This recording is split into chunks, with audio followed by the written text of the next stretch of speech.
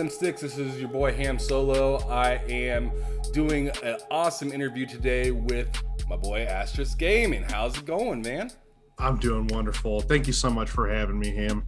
Absolutely. It was my pleasure. I see the way that you talk to people on social media, and I was just like, man, he's a good guy. He means well. He's not trying to like throw dirt all over people. He's just keeping it real and keeping it moving, and I really appreciate that in the community.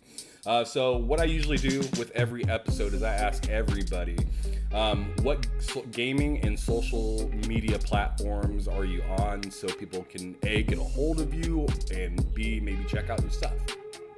Oh yeah, you can follow me on Twitter, and it's Astreis Gaming, just like it shows on the stream there. You can follow me on Xbox at Astreis, and then PlayStation is Astreis Gaming. Okay.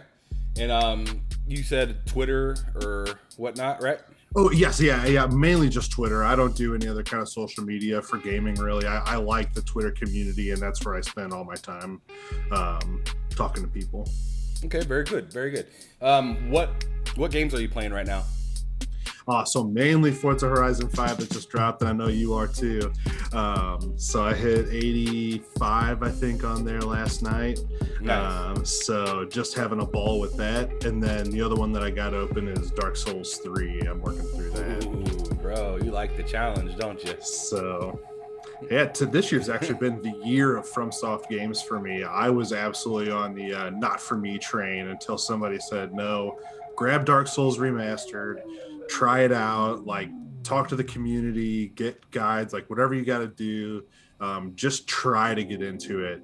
And that game blew my mind. The way the map is interconnected, the way the community talks to each other. You can find like guides to how to do the boss battles, and just really that community there is unbelievable. That was the number one thing I noticed about those games. That's really cool, because not only like you're looking maybe at tutorials and stuff, maybe how to beat it this time, but games like that prepare you for another video game similar that's going to be like, all right, this is a one and done kind of thing right now. You got to get in there, you got to fight, you got to make sure that you don't die, or else you got to redo a lot of work that you probably don't want to redo. So I commend you on that, man. Go on ahead, follow those things, figure those things out, man, because it's gonna help you. Because these games I feel like these games are only getting harder, dude. They're only getting harder. And so what's interesting, and I actually I'll skip over it later when I was going to mention it, but like it's really all about talking to that community portion. Like for example, in Bloodborne, there's a boss called the Blood-Starved Beast, and with the Blood-Starved Beast is it moves quickly, and it doesn't have a lot of like lag time between attacks, and it jumps around the map, so you're trying to chase it around. But there's an item that is really just like a Molotov cocktail, but it's blood, and you can smash that thing against the wall, and then the Blood-Starved Beast will just run, and then you can wind up behind that thing and just beat its ass all day. So it's like a trap in game. Knowing those things is so key, and it's like when you find out stuff like that, you get these really like, I don't know, it's so satisfying. Oh yeah, I bet. Because the other side of that isn't fun. Yeah, right, exactly. Yeah, and especially after you've spent an hour just getting your ass handed to you by this thing, and then you find out just that quick little trick makes the whole thing just a totally different experience. Well, man, I'm happy you're having a good time with that. I'm happy you're having a good time on Forza as well. That game is hitting some high numbers right now. It's really terrific. It's crazy. It's really good to see Xbox finally like we've heard a lot of good things about Xbox this year, but I really feel like when I heard that it hit like 4.5 million, I was like, that's probably the best thing that they've had happen this entire year. Announcements and all. It's really coming from the top down, and we've been hearing about that for a long time since Phil got kind of at the seat with Satya, that the games are going to get the time and the money that they need to be good. And we know that the investments that someone like Sony makes in their games. We know how much those games cost and the developer teams that work on them.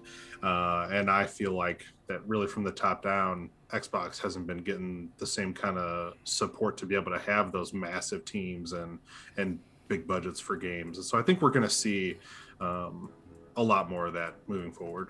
You can definitely kind of feel a shift going on there in Xbox. PlayStation's going to be fine. They do their thing. But it's really good to see Xbox finally emerge, because the one generation was just so lackluster when it came to games. Lopsided. Yeah. So yeah, like I said, it's really good to see. But why is gaming so important to you, man? So I really only remember gaming as my first real hobby. Kind of my first love when it came to what to do with my spare time. I started with an SNES that would play at my uncle's house, and I just kind of fell in love with the whole idea of it. And then I got my own Sega Genesis, and I've been gaming ever since. I think I was 8 or 9 years old. And I'm 32 now, so it's man, we're like the same age. Yeah. We're almost the same age. I'm 33, and my first system that I owned was a Sega Genesis. So we're like toe to toe in that area. It. Yeah. Yeah, man, it's just how it was. My game was Road Rash too. Yes, that was my joint. Absolutely. Oh man. Yep. You remember having to write down the passwords because you didn't have a memory card? Yes. Yep. Yeah. Yeah, dude, old school, bro. What was your game on the Genesis?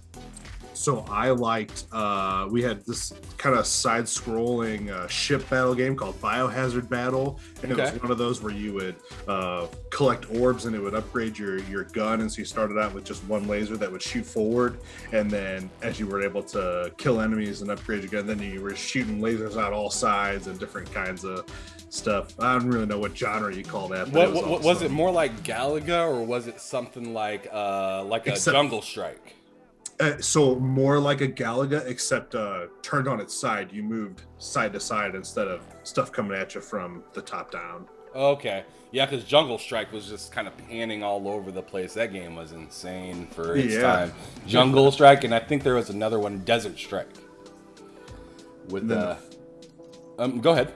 I'm sorry. The first kind of like I don't know, character-driven game that I played was they actually had a Scooby-Doo game that was like a mystery team that you would move through. There were 3 different campaigns and areas that you had to like solve clues and puzzles and stuff. And I think to this day I love puzzle games because of that. That's pretty badass. Just that's a long time to be in something. I know a lot of people will say, what's your statistics, or what's your gamer score? You can't add that up. You can't tell somebody, you can tell them, but you can't have them feel the way you felt back then when you were gaming. It's really hard to describe that. It's really it really is hard to quantify. But then there's not that many people nowadays, Ham. You remember the first time you played a game with 3D graphics? Mm-hmm. It's like, wow, they're really doing that. I remember Sonic 3D, man. That blew my mind. And then they were going on to make like games like the old Spyro games that were, even a little bit open world, and that stuff was mind blowing. And now we'll have people, not that it's bad, it's just different. People that won't remember that kind of a shift. Oh yeah, man, they have no idea what we were saying back then. Look at the textures, it's so smooth, that looks real. Like the way that we looked at Spyro back in the day is the way that people look at Demon Souls nowadays.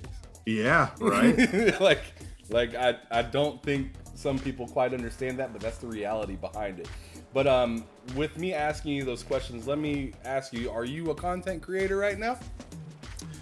So no, I thought a little bit about it, and I guess I would not call myself a content creator yet. Okay. Me and my 2 buddies, they said they don't mind if I throw their name out a little bit. They're Caboose07 and Olangutan on Xbox. Me and those guys play games every night for the most part.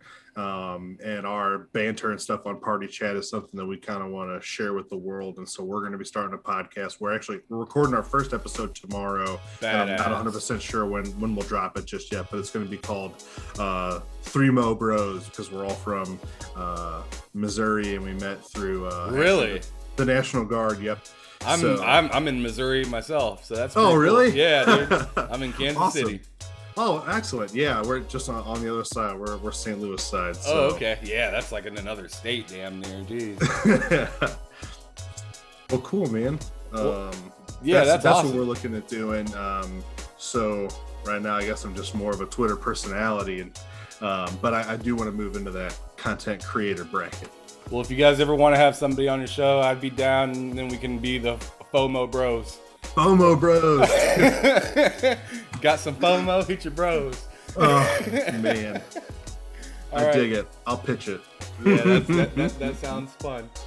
All right, so I have this little game. I'm sure you've seen it in previous episodes that I do with people, where I name the console and you immediately reply back with the best of your knowledge as quick as you can with a game that reminds you of that console.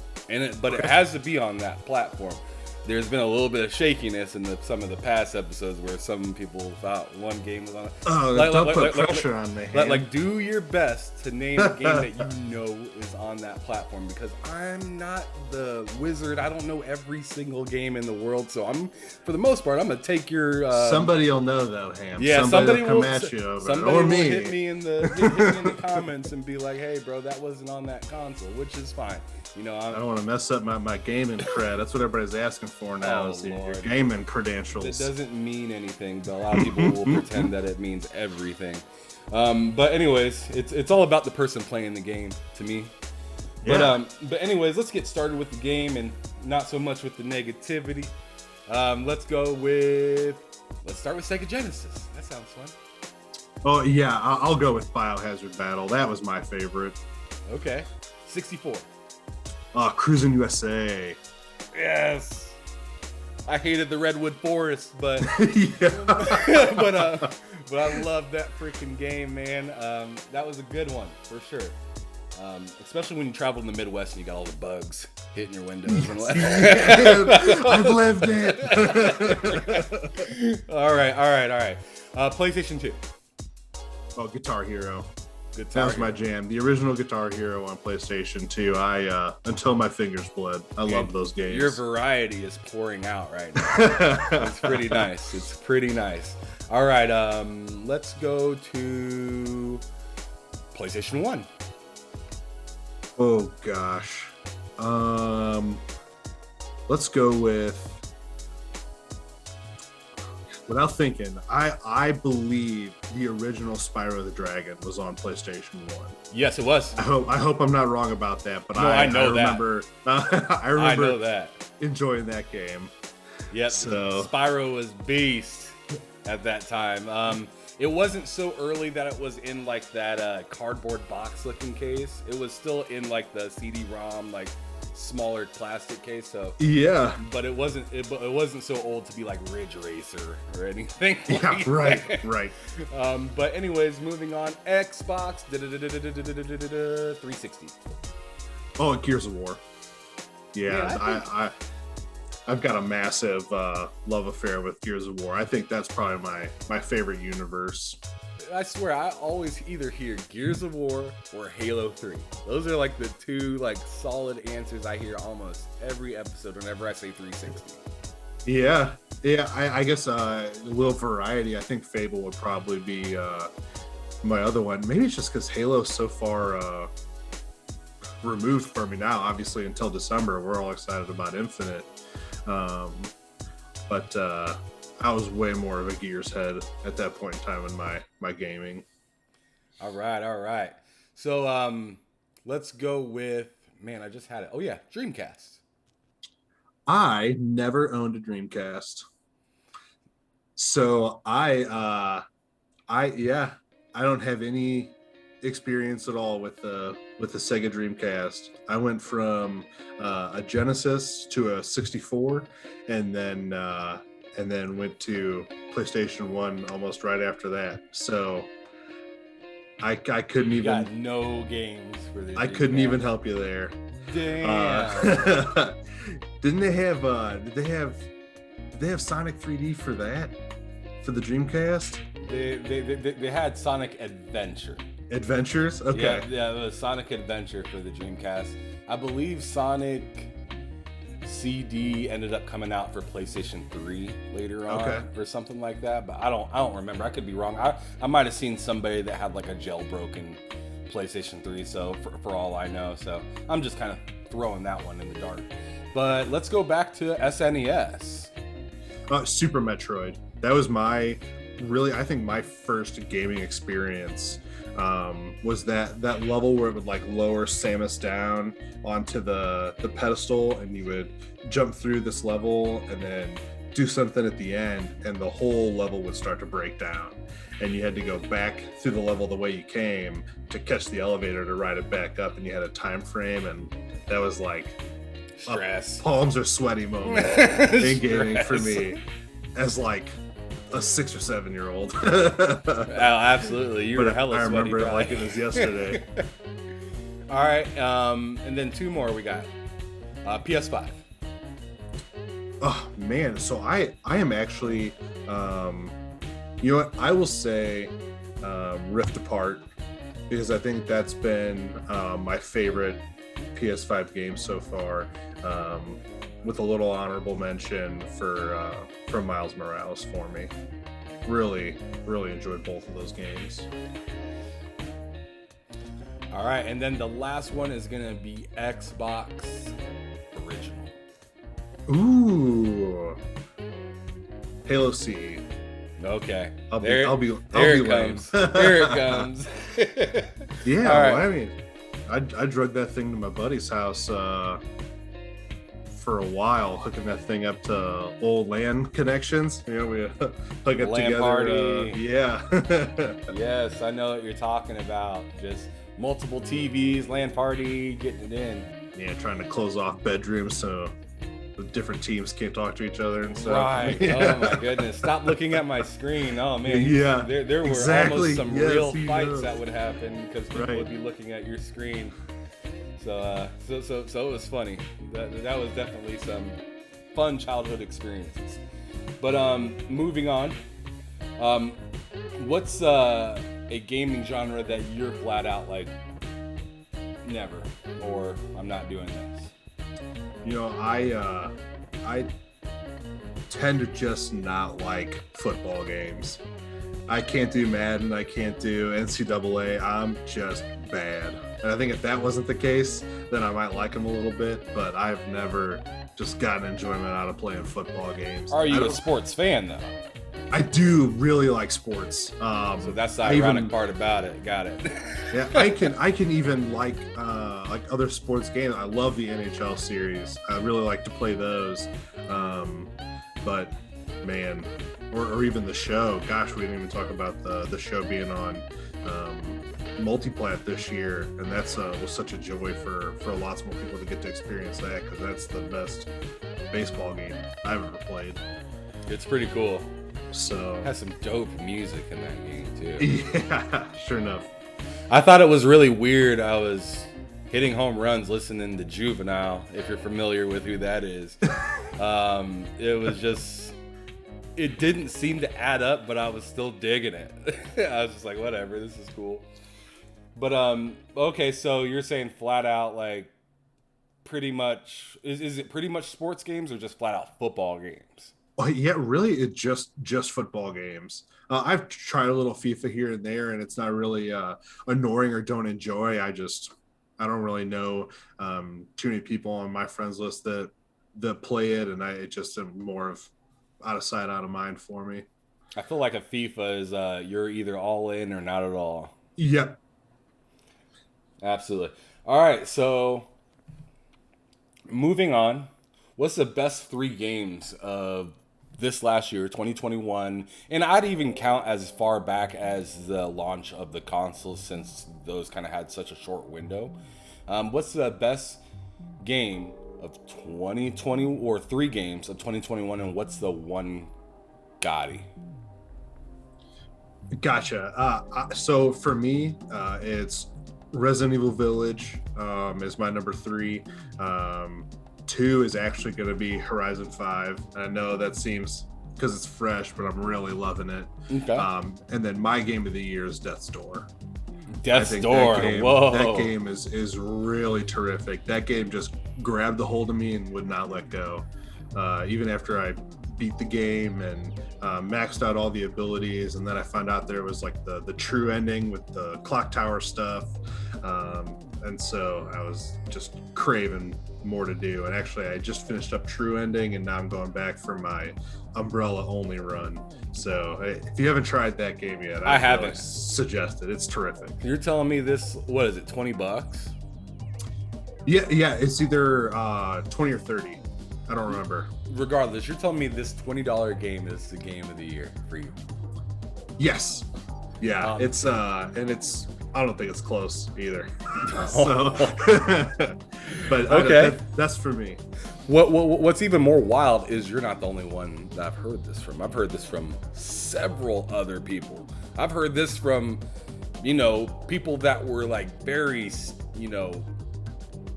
PlayStation only kind of people that, that will usually talk more about PlayStation and kind of trash on Xbox a little bit. But I've even heard some of those people come out and say, man, Death's Door, bro, that is a game. And it kind of makes me really want to go out and try it. But I get nervous with FOMO things because I don't want to buy something and then not enjoy it. But I'm really hearing it from a lot of different types of people, and that makes me interested. Yeah, it's not even typically a type of game that I would like. We've been seeing a lot of that kind of isometric point of view, top down, but they do a lot of the big interconnected map stuff. So you'll find that you'll come out of a door, because that's what connects the whole game together, is these doors, and then you'll start moving through a map, and then you'll bust through a wall or flip a switch and lower a gate or drop a ladder or something, and then you'll look and, oh, there's the door that I just came through. So now I don't have to go through all that bullshit again. I can just come out of the door and go up the ladder, and now I'm where I was before. It's very geniusly put together, in my opinion. Dope. All right, well, I'm not going to spoil that game too much for me, because probably going to have to get that from here. There you all go. This good stuff. It's not expensive. I mean, it feels like one of those things where it's $20, and if it's awesome. If it's not, I only lost $20. Very low barrier to entry, and made by 2 people. We've been seeing that a lot. Yeah, dude, what is up with that? The technology today must be just absolutely just so accessible compared to what it used to be, because we're seeing a lot of small teams putting together some quality work. So I think you're absolutely nailing it with how engines and stuff are coming along that are making it easier to make games. But now you've just got the creativity of the folks coming in. They're not having to jump so many barriers to make a great game. Yeah, man, it's nice when you don't have to do like when a lot of that back end stuff is already kind of done for, and you just have to implement your idea to make it look good. Right. So that's really cool. I'm happy that it's coming that way, because that will also keep games from taking so long to come out. But anyways, moving forward, what's the game that you're most excited for? For 2022, let's just have that as the cutoff time. So I think it's really because of all of the FromSoft games I've been playing. I am absolutely just elated for Elden Ring next year. And I don't know if you saw, but today their embargo dropped for Elden Ring, so people are showing footage of the network test and early access footage. So when we get done here today, I'm probably going to spend the majority of the rest of my evening checking out Elden Ring footage. So I'm very excited for that game.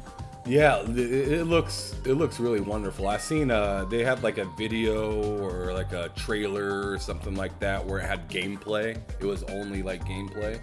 Yeah, it's 6 minutes of kind of strapped together little bits of running through their map. Yeah, man, that big ass monster looks crazy, bro. Like, that shit looks kind of nerve-wracking to get in and fight. Miyazaki is crazy. That guy the things he thinks up is really unbelievable. Man, how does he wake up in the morning after a long nightmare? Oh man, because you gotta think he has some nasty nightmares or something after all that. It's shit probably how he deals with it. He just writes it down. Yeah, giant king with 1,000 arms that also has a dragon head that can speed fire. Perfect. Right? He's like, now you guys can experience what I've been sleeping. Yeah. All right, cool. So that's the most exciting game for you for 2021 and 2022. And that game's coming out fairly soon, so you're gonna get your wish really fast. Yeah, I think it just got a little bump, but it's just at the end of February. Yeah, it's like I thought it was like 3 or 4 weeks or something like that. It was just a few weeks, which means they're just cleaning up the game. Nothing big. So good to hear from them. But this is kind of a fun question as well. My next one for you is, if you were to go back, or not go back in time, but if you were to stay at the current time and grab 2 games from back in time and bring them up to now, what 2 games would those be? What would you remake and just make absolutely gorgeous nowadays?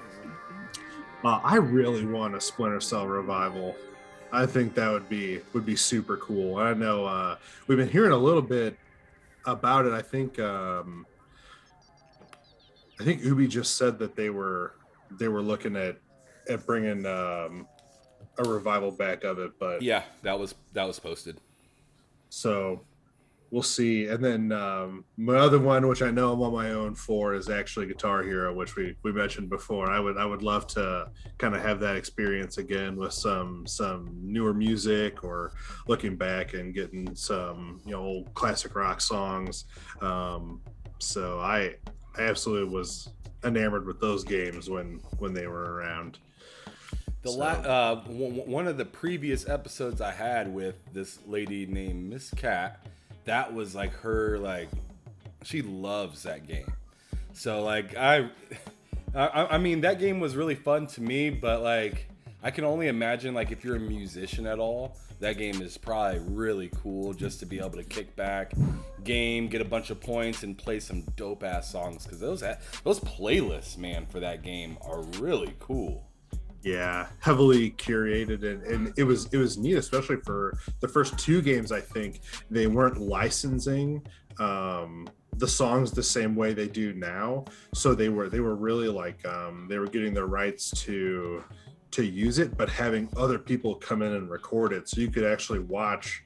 I think it was in 1 or 2, they had Higher Ground with that amazing bass line that comes in on the front of it. You could watch this dude came into the studio with like an 8-string bass, and it was just slamming. It was awesome. So yeah, they were really creative. Was that Platonic, or I don't remember now, but those were really cool games. Yeah, I remember they were serious. I don't know how many people's houses I went to, and they had a Guitar Hero guitar somewhere. Whether they had the game or not, they had like a Guitar Hero guitar. It was almost as common as seeing those just like dusty hanging out adapters for the 360 that you had to get to play on the internet. Yeah, those dusty things. You see a pile of dusty equipment. It's usually a guitar, a network adapter, maybe a remote or something similar like that. But I forgot those didn't launch with Live. It came. You had to get that little with the antenna on it that stuck to the back. Yeah. You could get the one with 2 antennas if you want twice the power. Oh yeah, to get supercharged. Yeah. Oh, that's awesome. Yeah, I'm sure happy that we don't have to deal with anything like that anymore. Because that was a frustrating, like, because 360 had an issue with like adding little things that you had to get for it. Like, remember the HD DVD player that was an add-on, and then like it only a couple months later they quit doing HD DVDs, so you were just stuck with a box that was worthless. Yeah. Anyways, yeah, that was just a wild time. I'm happy we don't have to rely too much on accessories other than storage anymore. Yeah, right. But man, I tell you, storage is effing expensive, man. It is crazy. I don't think people were ready for that, and I certainly wasn't. I remember when that 220 price dropped for the Seagate cards. I was like, "Whoa!" And then I talked to a few people, and they were like, yeah, "Honestly, it's just in line with maybe a little bit more expensive than say what your options are for PS5, but it's because of that proprietary format, that form factor that it's got to fit into the back of the Xbox. You're paying a little bit extra for that." But you're also plug and play, which I think is really the only kind of con to the PS5 solution. I think it's neat that you can pick whatever size drive or, speed within certain limits. Because some of those off the shelf drives that people are putting in their PS5 are actually performing better than the internal. That's crazy. Because the internal, if you hear it on Twitter, it's like the best thing since, sliced bread or something like that. But then you got another SSD hopping in there, and it's flexing on that SSD. It's pretty funny. Yeah, right. But whatever. I mean, I think it's really funny when people talk about Xbox, like, oh man, it's all powerful, or talk about PlayStation, oh man, it's all powerful. They forget that these games were made on a PC. So, right. So the PC will always be number one. It just is what it is when it comes to fidelity and pace and everything like that. Yeah, well, I mean, your abilities of your machine go as far as your wallet does. So that's really the thing there. You're not stuck to one form factor, which is really the issue with consoles. But I love the plug and play nature of them. I got 2 kids, and sometimes if I only get a half hour in a game, I don't want to have to debug a bunch of stuff. I just want to turn it on and go. Yeah, that's the one thing that drives me nuts about PC, man, is like when you go and you're like just ready to sit down and game, and then it's like 25 gig update. And it's like, oh my goodness, my Xbox just does it automatically. My PS5 does it automatically. Right. But the computer, sometimes it does it all automatically, and sometimes it's just waiting for me to click on the icon to start the game, and then it wants to ruin my day. All right, so let's move on. Something on a little bit of a darker note. What frustrates you about gaming, if anything at all? If nothing, that's fine, but if you have a gripe, what is it? Yeah, gosh, no, we'll just get into it. I don't like the tribalism. I hope that shows through in the way that you see me interact with people on Twitter. I hate getting baited into dumb conversations, and it happens to me as much as anybody, I think. But specifically, I want to talk about I call it the vicious circle of fanboyism.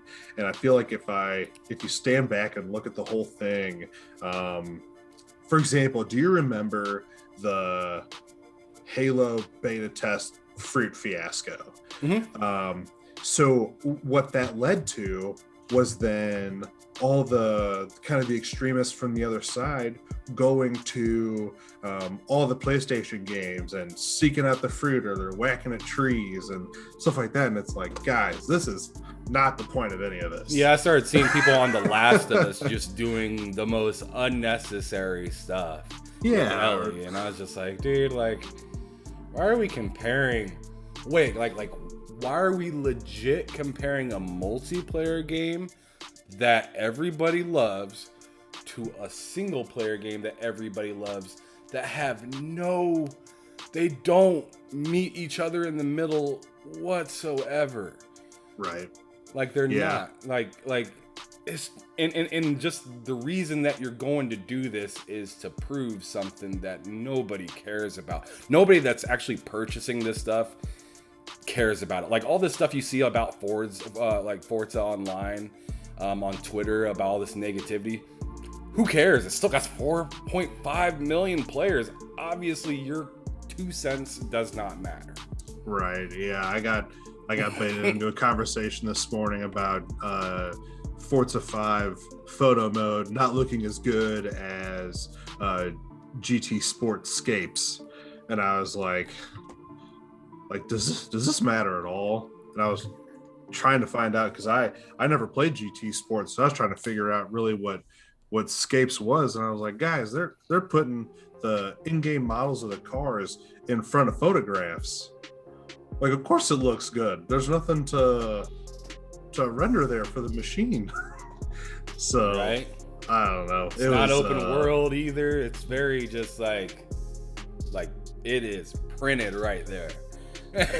So, and I noticed that they weren't CGI, so I don't want to take it away from Polyphony and the models that they make of their cars, because they're insane. They're incredibly detailed and they do a wonderful job.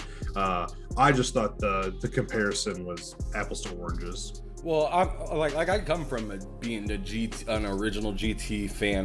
My first big car game was Gran Turismo 2.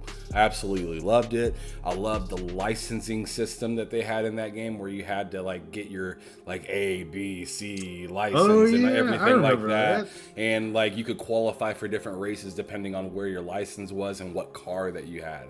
So I loved that about that game, and I kind of got that kind of same feeling in some of the Forza games, but this game was just stunning. It was really fun. It sounded great. The music was pretty good.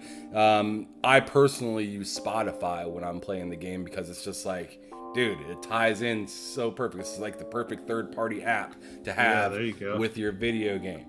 So that's what I've been doing, and like it just gives me that old vibe of playing GT2, except I'm in an open world. I can do races whenever I want, or I can just screw around and drift around the yard for fucking a half hour and not even know that I'm wasting time. Like I literally lose myself when I'm playing that game. I'll just be kicking it and just speeding past stuff and just screwing around, and before I know it, I'm like, I should actually do something.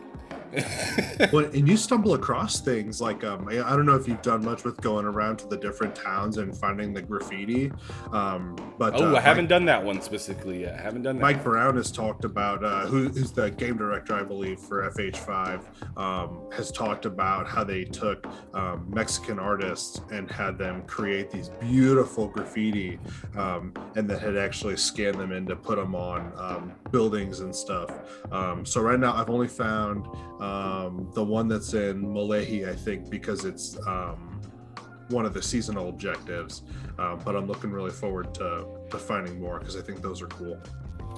I haven't done that one in specific yet, but I know if I click the new tab, because you know how you can select different types of, whether you want to do like a speed zone or a speed trap, or you can pick different things. Yeah. Or you can pick all to see everything on the map. Well, I've been going down the list and just picking one thing at a time and knocking it out. I know when I hit the new tab that my entire map is empty. I don't have anything new on there.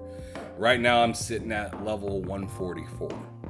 Oh, that's intense. I think dude. I still have a lot of new stuff. Good work, man. That's awesome. Yeah, dude. I've been putting in some super hard work with that, and it's been a pleasure. It's really hard to turn it off, but like when it's like 2 a.m, I gotta go to bed, dude. You start falling asleep with the controller. Kinda, yeah, man. I've actually, there's one of the guys, because you know how you were talking about you got a crew that you play with. Well, I got the same kind of thing. I got a little crew that I play with almost every night, and it's funny because I've had one guy pass out almost like 2 nights in a row on the sticks. And like, I don't know how he's doing it, like if he's like mid race or if he's like drifting, but all of a sudden we'll be chatting and then one person kind of disappears from chatting with us so much, and then all of a sudden we start hearing snoring. That's it. And it's just hilarious. But that game is really taking it all out of people. Yeah, it is. You're right. You get lost. Like I did the same thing with Horizon 4. Was I have this goal of knocking down all the fast travel signs because I like to get my fast travel unlocked, and then can just kind of bebop wherever. That's how I did it, man. I knocked out fast travel like the first thing I did. And I went around knocking out all the fast travels, spent the $2 million on the house, and just On the called it a house. Yep. day. That's Yep.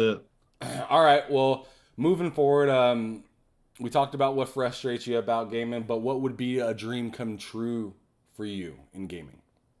It was difficult for me to really come down to one, and I think, and I'm happy with it, is to normalize and complete crossplay in multi-platform games. I had initially kind of thought about um, getting rid of exclusivity altogether, but I really like, um, even though exclusivity can be kind of a negative for gamers, um, I really think it helps push the industry forward. Because now we're looking at having really great games on PlayStation, all last generation, and that was something that was a giant pro for them. And now you see what Xbox is doing in response, and then they came up with a wonderful service in Game Pass, and doing simultaneous with console and PC, and then you see, slowly but surely, kicking and screaming, PlayStation's coming too. Sorry about the baby, if you can hear that. No, it's all good.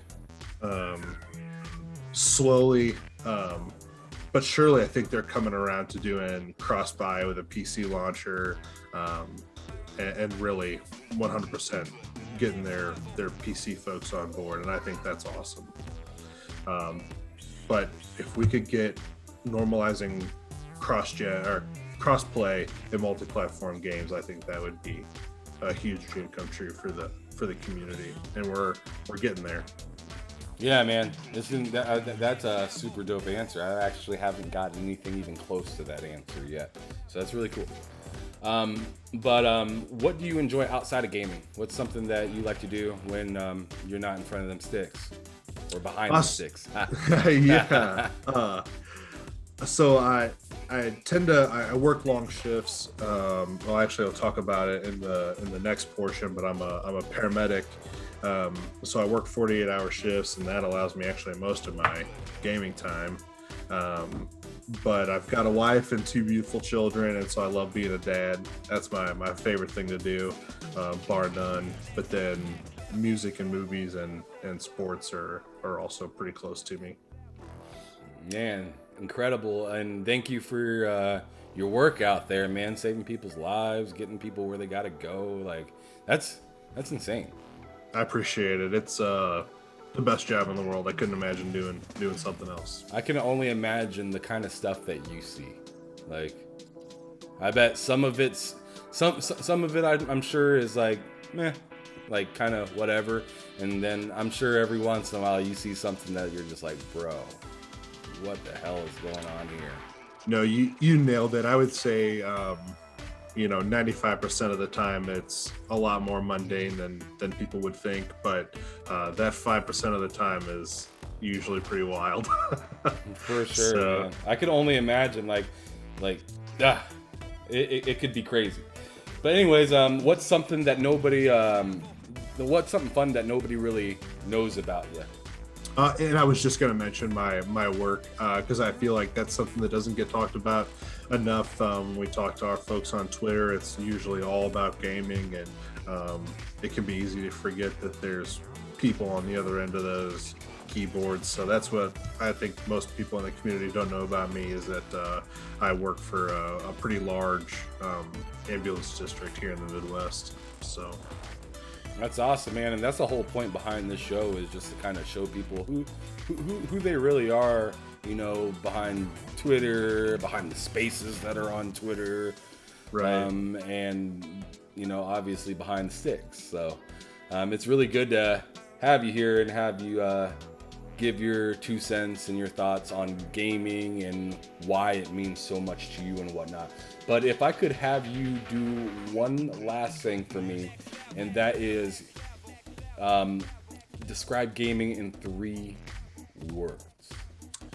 Yeah, so I'm gonna go with growing, because gaming is bigger than it ever has been, inclusive, and heroic, because I love how games make you feel like you're doing stuff that you can't usually do in real life, that make you feel feel bigger than that.